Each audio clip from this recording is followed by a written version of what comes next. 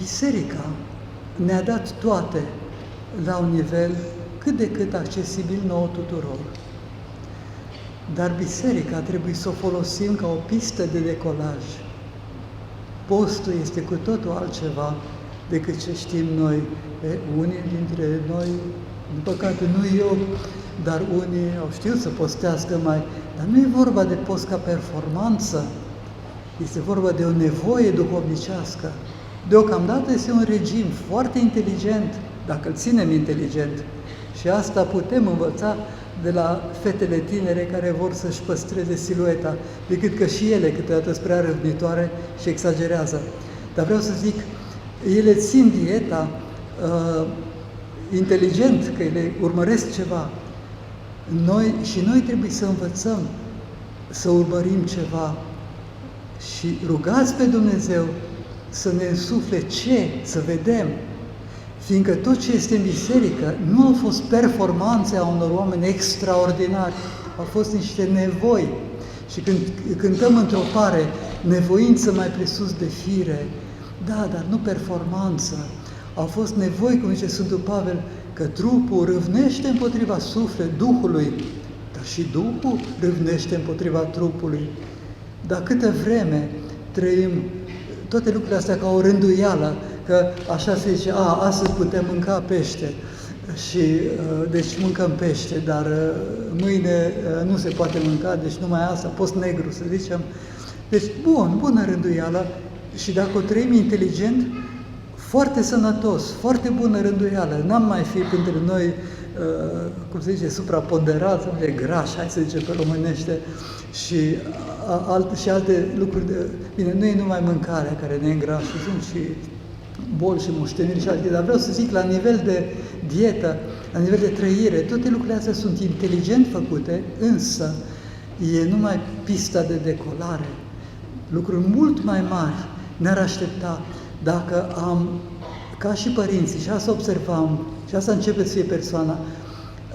Persoana este ăla care începe să simtă, să zicem, să simtă vânatul.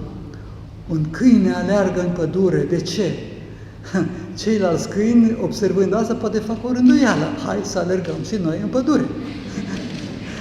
Da, dar ăla care a alergat, a simțit vânatul, știa ce urmărea. Și așa și oamenii ăștia care au postit, mai puțin sau mai aspru, sau peste măsură trupească, dar ăștia știau ce făceau. Noi ținem niște rânduieli și să le ținem, că sunt bune, sunt înțelepte, dar înțelepciunea face că totuși fiecare pe măsura lui, și aici duhovnici în mâinile voastre sunt sufletele și trupurile multora. Nu dai unui bătrân sau unui bolnav canon, să zicem, cum ai da unui tânăr căruia bine îi face, este sănătos să facă, știu eu, X număr de mătănii. Dacă nu face mătănii, păi nu face culturism, gimnastică, cum se cheamă alea? Cum? Altere greutăți. Altere și alte chestii, în fine, tot felul de chestii. Își chinuie trupul. Și acum, în orașe, sălile de baie sunt pline de, ce numesc eu, instrumente de tortură, biciclete care nu duc nicăieri, chestii care te muncesc până gâfâi și transpiri și nu știu ce. Și oamenii, domnule, le cumpără și chiar se muncesc cu ele. Așa. Dacă am înțelege biserica, rânduiala, deja n-am avea nevoie de toate astea. În fine, zic așa, general, astăzi, cu viața așa cum este, unul care toată viața lui lucrează în birou în fața unui calculator, bietul om. Dar vreau să zic că, la modul general, dacă am înțelege biserica, n-am avea nevoie de alte lucruri. Însă, și ăsta este cuvântul pentru seara asta, pistă de decolaj. Altele ne așteaptă și noi trebuie să înțelegem. Nu este adevărat, în general se trăiește neadevărat cuvântul crede și nu cerceta. Din contră, trebuie cercetat, trebuie ca noi cu înțelegere, în libertatea noastră să ajungem.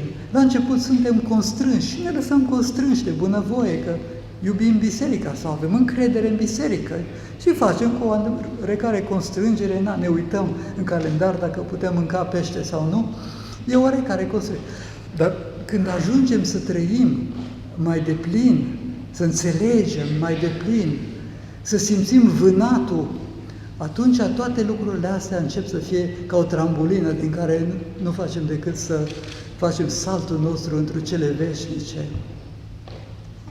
Și așa, Dumnezeu să ne ajute pe toți. Părinte Sofronie ne spunea, trăiți ca un om. Și ce înseamnă trăiți ca un om?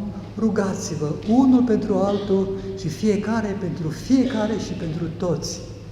Și aici zice, vezi că păcătuiește sau te supără, sau te necăjește aproapele, încearcă la început, că e nevoință, nu atâta să te superi, nu să judeci, ci să te rogi pentru săracul de el.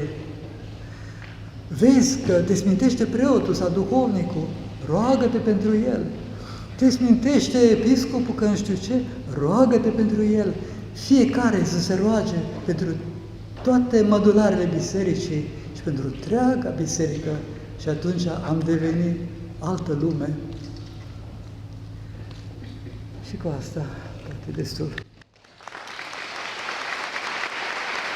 We invite you to join our community by subscribing to our YouTube channel. Thank you for being a part of our journey.